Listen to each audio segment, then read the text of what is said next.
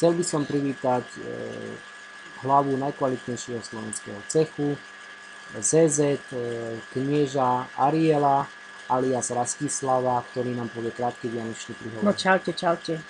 Ja by som sa chcel opýtať, že čo vlastne viedlo k tomu príhovoru, ale to neskôr ako samotný ten príhovor by bol vhodný asi najskôr povedať, aby teda všetci vedeli, že čo nám chcete popriať.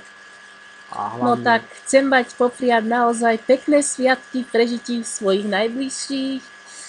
Chcel by som, aby ste sa v novom roku mali lepšie ako v tomto roku. Šťastné, veselé Vianoce, veľa darčekov, veľa jedla, veľa peňazí, veľa zdravia, šťastia, čím menej utopení od enemy. No jednoducho, aby ste sa mali lepšie ako doteraz a aby ste mali okolo seba viacej ľudí ako doteraz. Lebo viete, keď prídem ja, tak musíte mať okolo seba veľa ľudí, lebo ja vás aj utopím, ale... Rasto, my by sme sa chceli v druhom rade teraz spýtať vlastne, že čo vás viedlo k tomu, že ste sa teda dali preoperovať zo ženy na muža, čo vás k tomu viedlo, aký podiel má na tom Zeus, či... No, to tak vidno na mne, no dobre, tak vám to teda vysvetlím. Ja som chcel byť chlap hlavne kvôli tomu, aby som mohol byť hlava tohto cechu, lebo viete, však neviem, či vy ste pozerali časti našich epizód, že tam sú proste za zlato, veď viete, ako je to, za zlato, hajka, za perly, viete, no. Tak kvôli tomu som to práve. A Zeus má na tom podiel ten, že on hlavne chcel, že jednoducho nemôže byť v takom cechu, v ktorom sa to nebude dať uskutočniť, keď ja som žena. To je asi ten hlavný dôvod, ktorý by som tu chcel ako priznať. Hej. A čo vám ešte poviem, no mohli by ste sa ma spýtať na nejaké normálnejšie veci, lebo toto už viete, chápete ma, lebo ja musím tu rozprávať o takých veciach, ktoré budú zaujímať tento štát, lebo ja som normálna hlava najkvalitnejšieho cechu. Ako myslíte si stále, že ZZ je ako najkvalitnejší slovenský cech? Áno, určite najkvalitnejší slovenský cech a to práve kvôli tým našim ľuďom, ktorí sú v ňom, ako napríklad Zeus. Dom by som chcel hlavne poďakovať v tomto roku, že stál pri mne, že ho má taký ho má presne.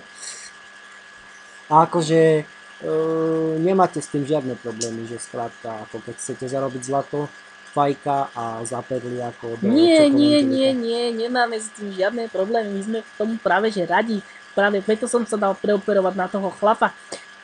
Akože vám to tak bude lepšie No jasné, vyhovovať, samozrejme, veď pozrite sa, je to úplne jednoduché, prídu chlapci, rozprávame sa, doteraz sme nevedeli, lebo som bol žena, ale už keď som teraz chlap, tak už sa to dá, aj to hľadanie glizov je zaujímavejšie, keď ho má zastrčený v ričke, viete, chápete, ho viem vodiť po tej mape, po celej.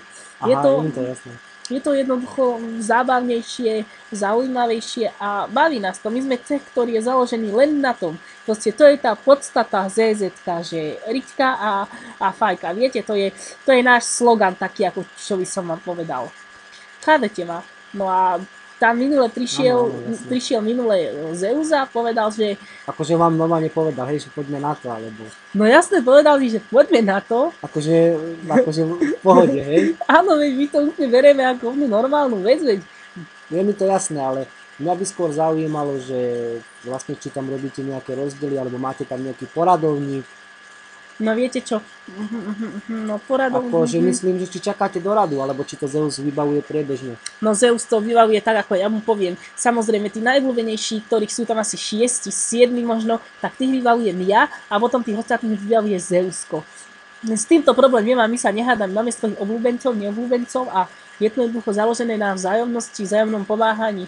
Máme tam ešte zo pár takých čiernych oviec, ktoré nikto nechce, tí sa samozrejme pomáhajú sami, alebo im pomáhajú enemáci niekedy. Viete, akože elitnou muníciou. Akože vy chcete povedať, že niektoré enemy paktujú so ZZ-kami, hej? Ale ja neverím tomu, že by to tak bolo, lebo neviem si napríklad predstaviť, že by niekto zarábal, ja neviem, Majovi, alebo Zeusovi, alebo komukoľvek zo ZZ-ka. No verte mi, že sa to dá. Oni, predstavte, či si zarábajú. Však oni sú z jednej dediny, alebo sú kamaráti a oni si jednoducho zarábajú. Oni s tým žiadny problém. Minule som na niečo zazdalo, že tam s nejakým, neviem už presne, čo to bolo za ceh ani za meno, ale normálne išiel k nemu. Akože vy chcete povedať, že najlepšie to bolo... No viete, to bol proste pocit, ktorý bol... Myslel som si, že Maja vyhodím z toho cechu, ale nevedel som, čo mám spraviť, tak som ho tam radšej ešte nechal. Ale tak by som vám povedal, že To bolo to najlepšie, čo sa mi mohlo stať, keď som založil CZZ, pretože ten mám veľmi, veľmi rád. Mám ho rád, ten cech mám tak rád. Milujem Zeusa, milujem. Akože to ako je hymna bola vaša, alebo tak len plánujete také niečo zaviesť? Lebo nerozumiem tomu, že čo budeme vlastne ako teraz počúvať, či váš spev, alebo ako ukončíme celé toto vaše účinkovanie v tejto relácii. A myslím, že bude najlepšie, keď ako ukončíme celý tento cirkus a keď stretnete knieža na mori, viete, že je to muž, že ho nemáte topiť, berte ohľad na to, že on do tejto hry peniaze nedáva, lebo samozrejme všetky prepije. Ale nemusíte brať na to až taký ohľad, je to na vás, lúčim sa s vami a do počutia o rok.